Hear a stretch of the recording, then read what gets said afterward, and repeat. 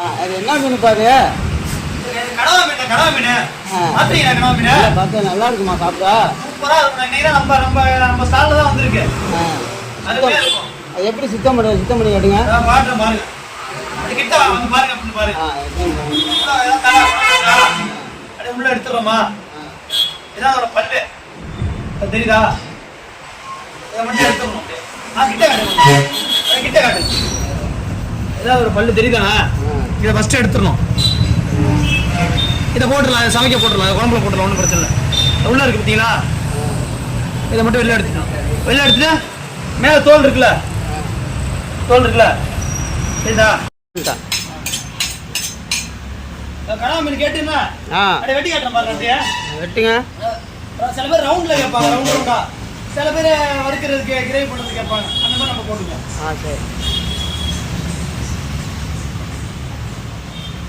பரவாயில்லையா, சூப்பராக வெட்டுறீங்களா? ரவுண்ட் ரவுண்டாக நல்லா அழகா. டேஸ்ட்டாக இருக்குங்களா சாப்பிடாது? அருமையாக இருக்குண்ணா. இது வந்து ரவுண்டு, ரவுண்டில் வெட்டுறது.